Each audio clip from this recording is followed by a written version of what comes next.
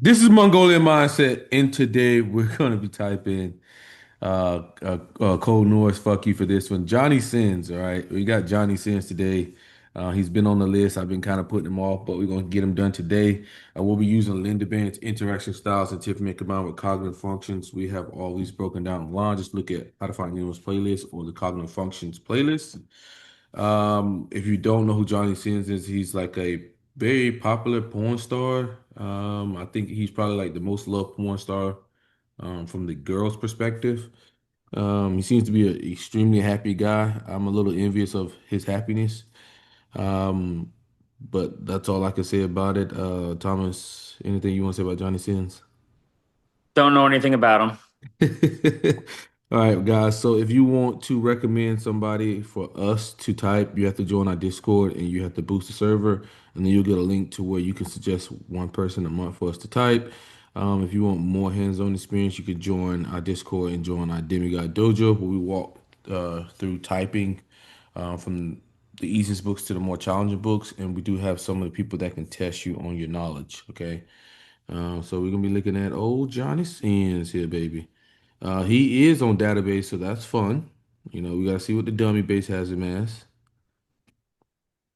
Okay, okay. So, the dummy base, his name is Stephen Wolf. Johnny Sins. Okay, they got him as an ISFJ guys with 55 votes, and then ESTP behind that um, with 20 votes, right? So ISFJ guys, let's go here. So ISFJs are going to be informing, they're going to be responding, they're going to be outcome, they're going to be affiliative, they're going to be systematic, they're going to be concrete, they're going to be TIFE, and they're going to be SINE, quick rundown. Direct is very specific, concise to the point. They use more closed-ended statements, while informing is beating around the bush, more trying to get people to buy in. Um, you are going to be giving people extra information. You're going to play Blues Clues with them. They're going to have to figure out what you're actually saying here, and way more open communication. Then you have initiating versus responding. Does the person like pretty much stay on topic, or does the person change topic as needed for themselves? Here, the brain for initiating people is going to be more front brain biased. So the information comes out a lot faster. For the responding people, the higher centers of the brain is going to be in the back. So information has to travel to the back of the brain. Then you have process versus outcome. Is this person more into the journey of everything, or are they just looking for the end product, right?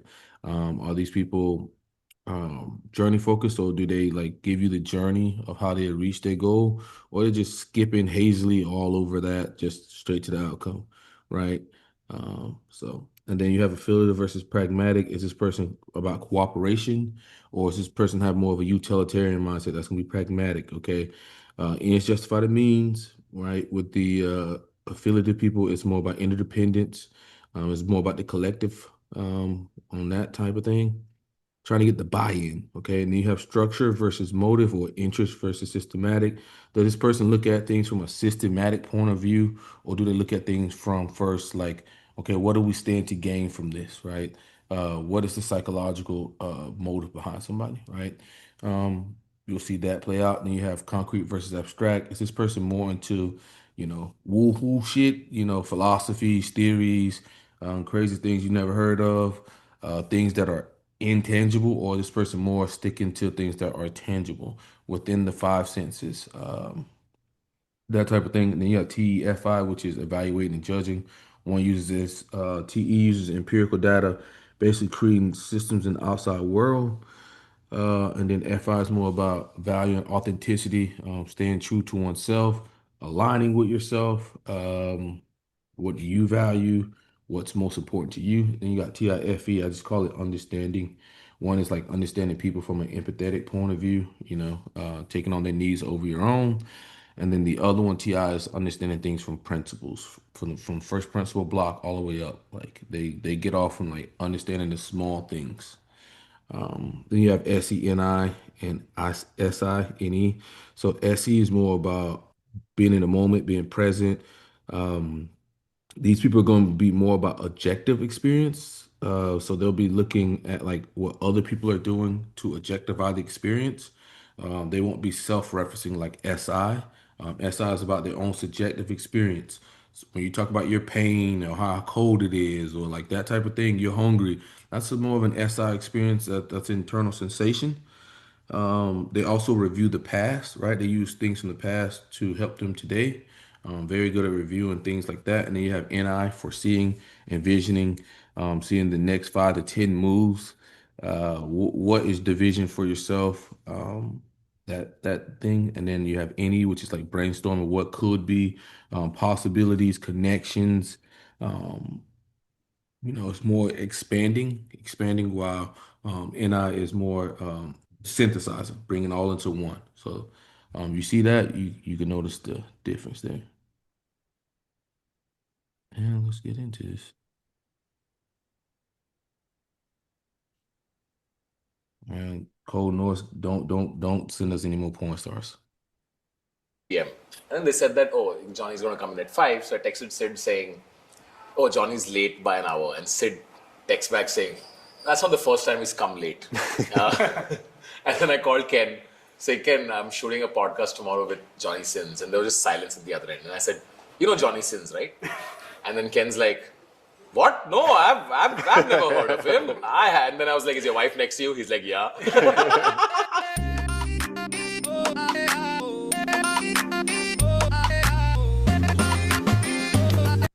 This is gonna be unstoppable. क्या बकवास किए जा रही हो? मैंने इन्हें कितनी बार How's बोला it? कि बोल्ड केयर लिया करो What the fuck, ताकि इन्हें bro? बेडरूम में Been in India so far. I know you haven't been able to do much because the whole thing's been secret. What thoughts so far? It's been a little hard because you come the whole way here Yeah.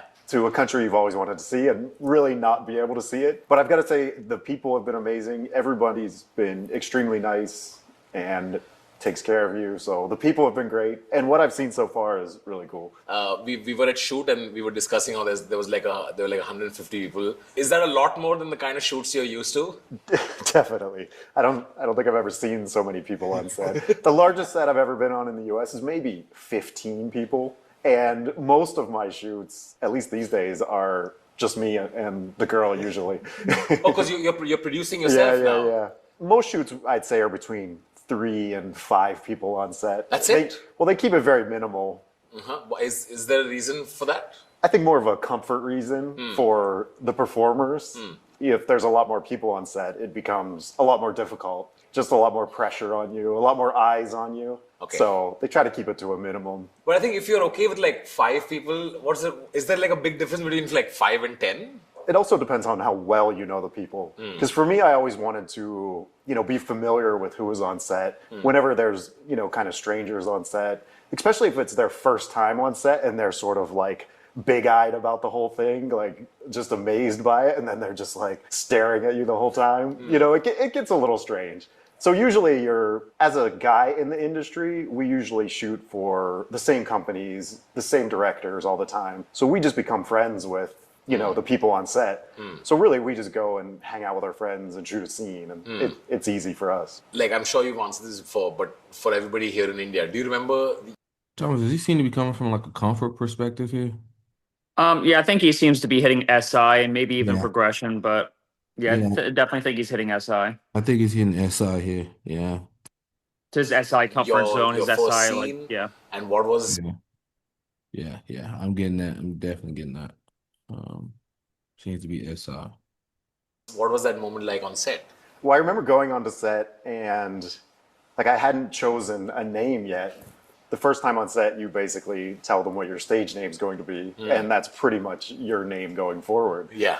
So I hadn't chosen a name yet. I was kind of going back and forth between a couple of them. Okay, And can you then- tell us what the options were? Well, Can't Johnny decide. Sins is everybody thinks my real name is Johnny Sins at this point, but it's obviously not. So I got that name from Because that would be too much of a coincidence. right. Like, you would be made for this if your name was Johnny Parents Sins. didn't give you a choice. Yeah. So one of my buddies in college, I'm not going to say his name, but his nickname was Johnny Sins. His name was very similar to it. So everybody called him Johnny Sins. And the day I met him, I was like, that's an amazing porn name. Your friend must be really wondering where he went wrong. He actually loves it. Yeah. That I'm sure, I I'm sure. use his nickname now. He's actually a lawyer now. So All right. So you were going to tell us about your first scene, so to say. first scene was just a blowjob scene, and very nervous, obviously. Not really know what to expect or what's going to happen. It was a very small set, so it made it very comfortable. I believe it was at all POV scenes too, so I wasn't really even in the scene. But Talking about comfort a lot here. Yeah, Yeah, and very indecisive, right? He seems like it. didn't have a name, and he's kind of waiting till the last minute. I'd say that was a little progression. Um, in like a blowjob scene, like it's not really about you per se, right? It's about her and her performance more or less, right? Are you expected to perform? Well, you have to perform, yeah. Yeah, But yeah. you're mainly just standing there. Yeah. You're just standing at Is attention. the director like, hey, that's too much? Like, you need to tone down a little bit. Don't be Like, vocal. be more subtle about it. Not in scenes like that. And actually, most directors for guys in the business, you're sort of the background. The girl's the main star. Correct. So See that? for me, it was very comfortable because I don't make a lot of noise during scenes anyway. it's very comfortable. You see, you got that isn't that like the Andrew Tate thing with the thumbs? Yeah. Yeah, isn't that? I think he's uncomfortable or something. Maybe it's helping him get comfortable. I don't know. I don't really want to talk and during the scenes. So it's really more about the girl and her talking and making noises than the guy. Because sometimes it's distracting if the guy's, grunting Correct. loudly and Correct. and talking during the scene. Because you're the background, you're the co-star Correct. to the girl. It's kind of like dancing, where you have to make the partner shine. Yeah, definitely. And I was always comfortable in that role because I never wanted to be the main star. So I was always comfortable as the background role and just making the girl look good. But this assumes that the majority of the people who are watching are men. Men. But now, do you think that is shifting and now there are more women watching Like a lot more than earlier. than earlier? Yeah. Definitely, yeah. Well, I would say a lot of, gay bi men watch straight porn Right. because they, for whatever reason, but they also like to fantasize about straight men and, maybe turning you gay or bi. Yeah. So I would say my fan base is probably 50% gay bi guys and 50% straight guys. Straight.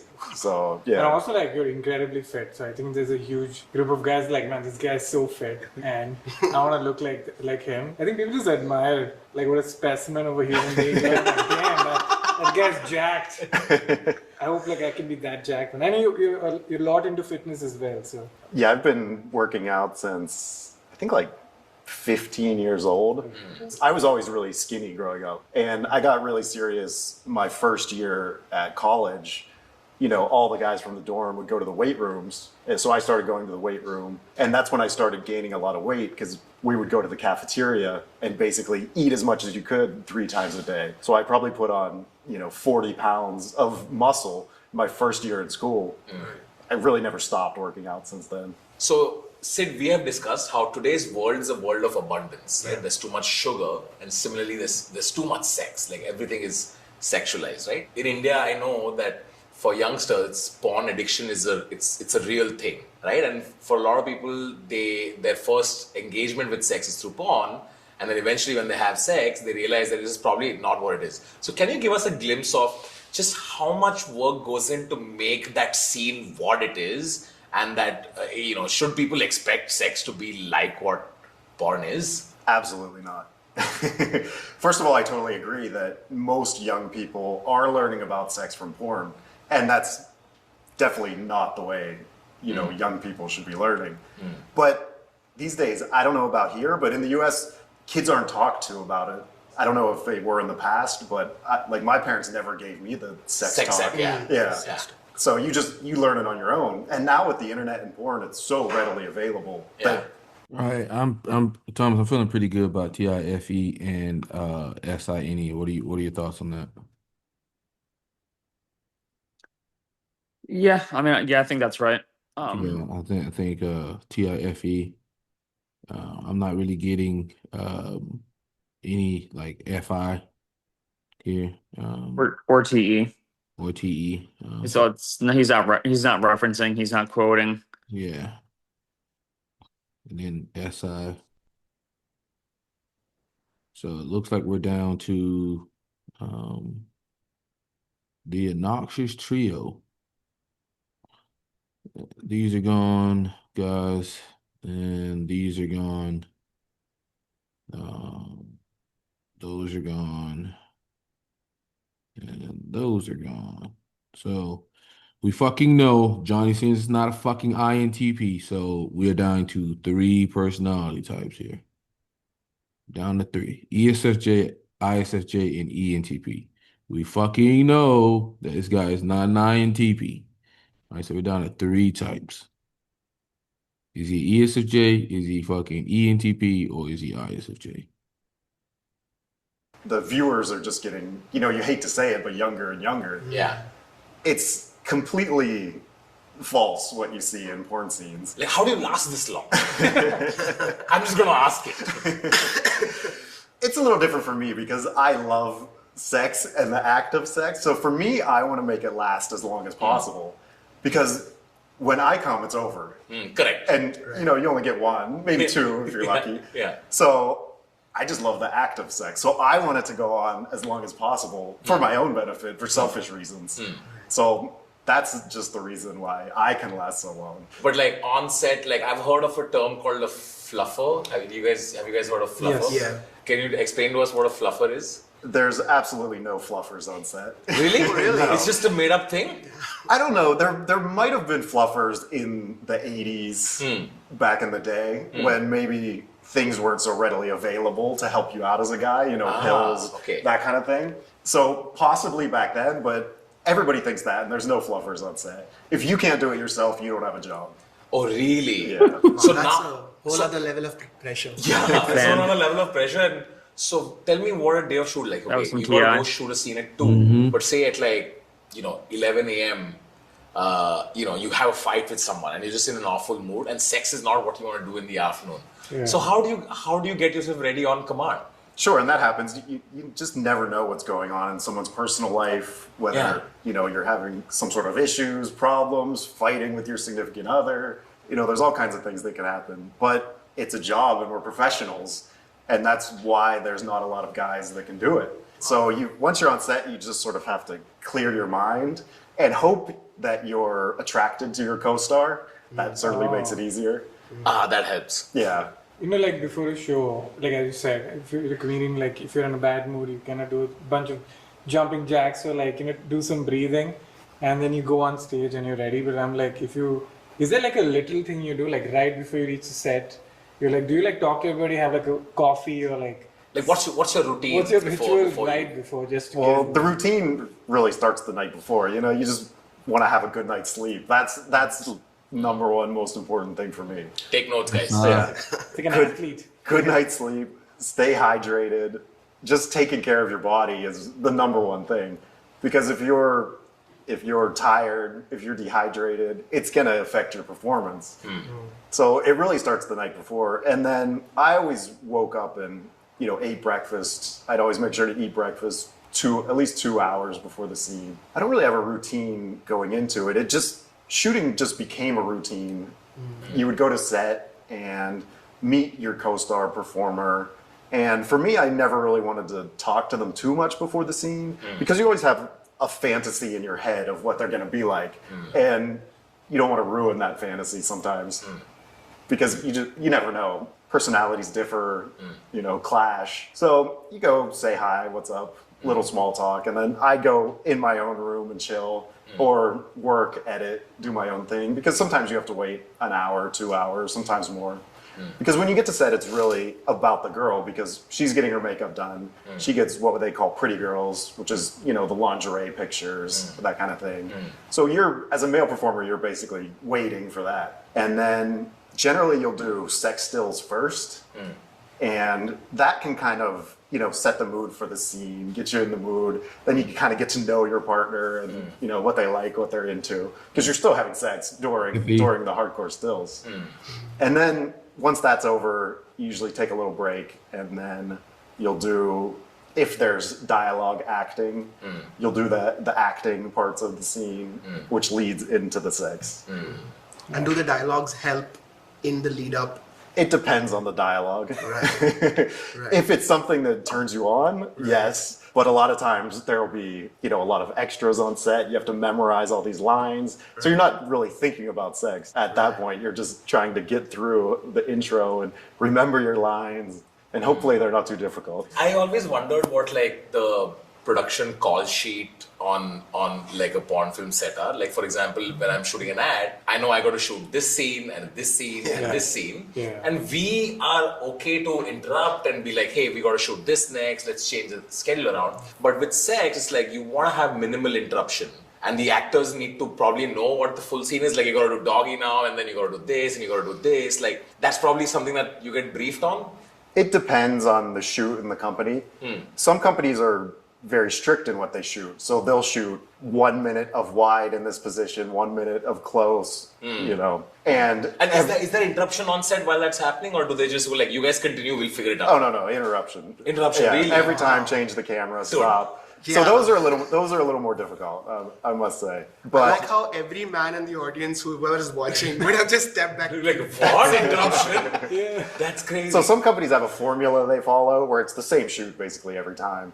Other companies just let you go with it. Whatever happens, they shoot. So you know what's really interesting is you're not in voluntary control of your erections at any point, because even neurologically, you can't consciously control it. So it's almost as if you are hoping that your body takes over and your body is just managing it. So It is how true. do you get out of that space of not interfering with what your body is doing? Well, I think it's just, clearing your head and just being prepared for the scene. And like, I don't like to take a lot of time off because once you kind of come back, you have to get back into that rhythm of, shooting every day. So for me, if I just shoot every day, you're just in that zone, you know exactly what you have to do. Your body's just, honed in. And It's like I was gonna say it's like a muscle, but it's literally, Yeah. literally a muscle. yeah. How often are you shooting, Johnny? Like in a month? Like now, how often are you shooting? And do you... Well, these days I only shoot for my own production Correct. company and mainly put it on OnlyFans. And I'm shooting anywhere from 15 to 25 scenes a month. 25 Damn. scenes, and scenes would be like, okay, that's a day. Yeah. And each scene is what, like an hour, 2 hours? Generally, I'll shoot sex for about an hour.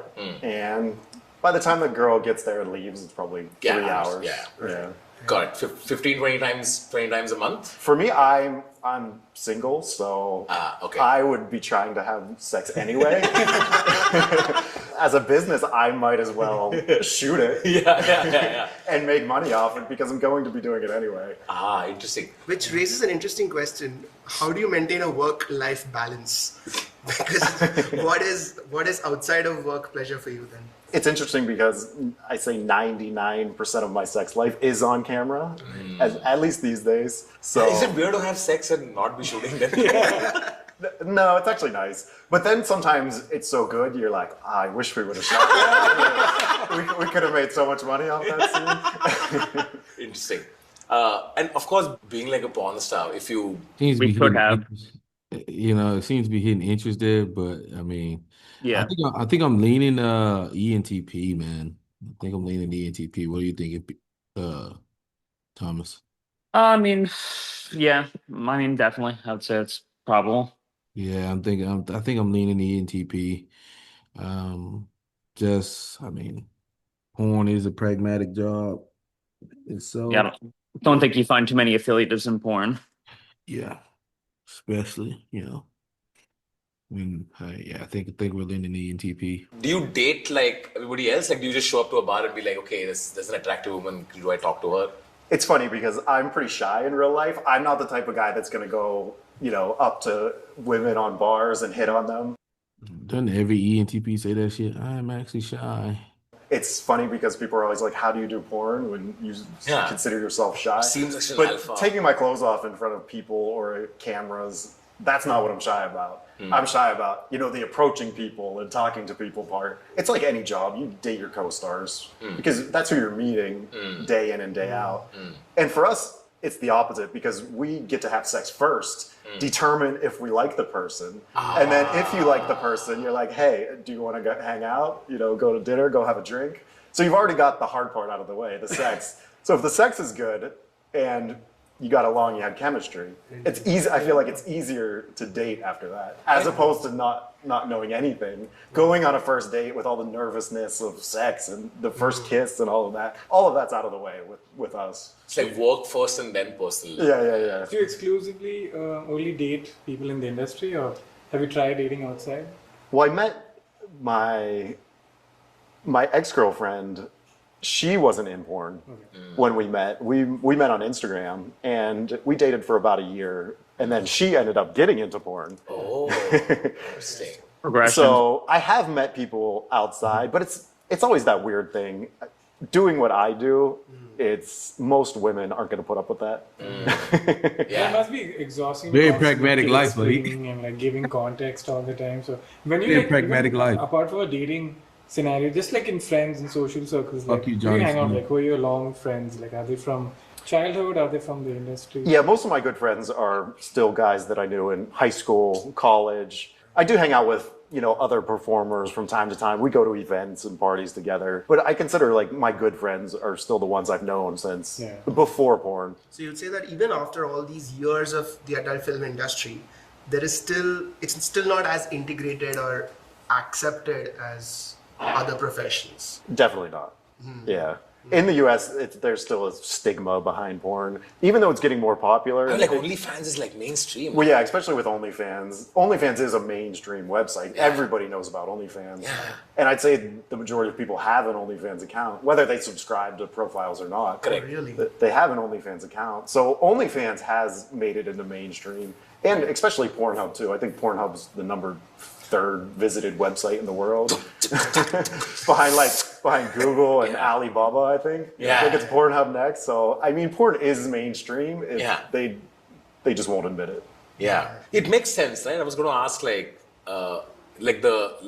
thing on the internet is that, I wouldn't date someone who has an OnlyFans. And now when Johnny said this, that, it must be the same for women as well, right? Let's just, Johnny's sleeping with other women. That's not something that most people would be okay with. But only if you're in the industry would you be able to relate and understand that it's a job and so you don't care. But do you ever feel jealous? Like if you date someone from the industry and you're like, this person's shooting a scene with someone else, does that not bother you at all? Yeah, sure. I mean, jealousy is a human emotion, so I think everybody has it. It's just like, you came thrice, that's not cool.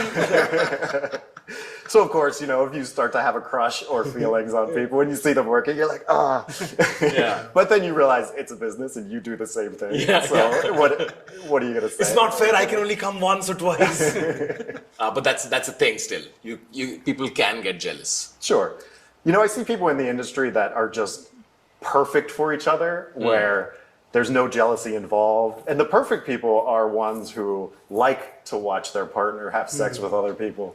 Yeah. There's a lot of those people out there. And sometimes when they come together and meet and become a couple, it's pretty awesome because they're doing exactly what they want to do. What they like. Yeah. What That they sounds want to ideal, do. right? Just accepting what the other person is and what the other person Yeah. does. Yeah. Because it actually turns them on to watch their partner Right. have sex with someone else. So does that increase the chances of people being in sort of open relationships? Or is that better or worse? In porn, everybody's just different, like everybody. Right. So it just depends on the people, and so you just never know. And- Everybody's different. And added fact is that you're also incredibly popular. So it's not just like you're an adult porn star, you're also incredibly popular. So there are like multiple facets. Like you're in the 1% of the 1% of the 1%. So I just have so I many. think me and Thomas are done here, man. Yeah, I don't know how much more I could take. Yeah, it's kind of like sorry, but like low brain shit. Just Yeah. can't take it. So yeah, Johnny Sins is ENTP code. It's funny, an ENTP recommended an ENTP. Can't say I didn't see that one coming. But yeah, porn star. So Johnny Sins we got here as an ENTP. Boom, boom, boom. Okay. So guys, ENTPs, Thomas, what are we thinking for an Enneagram, man? That one might be really hard. That one might actually be really hard. You think 7?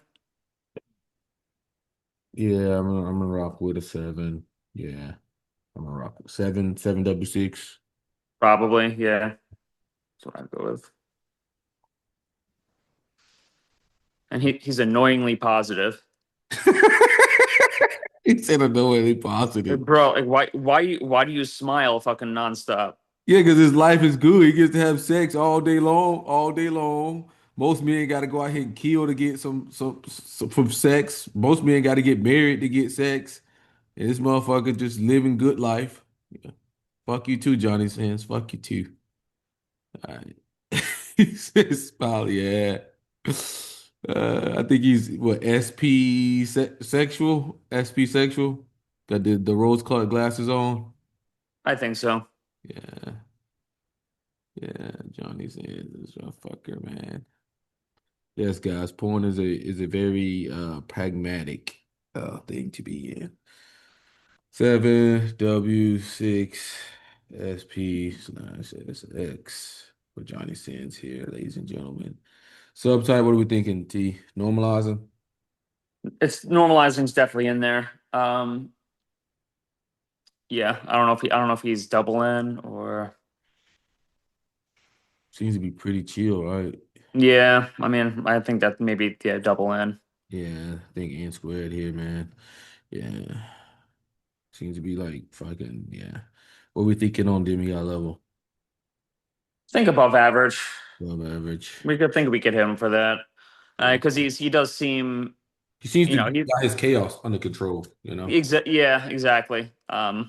He seemed, I mean, considering what he does for a living, I think he lives a very very controlled or very you know, unchaotic life. Yeah, yeah, yeah. It's As opposed to what he could actually dial right, like rail it up to, it could be very chaotic. I think he's got, control over that, you know. yeah. He's even though it's a chaotic environment, which attracts him to it, he's able to not get contaminated by the chaos.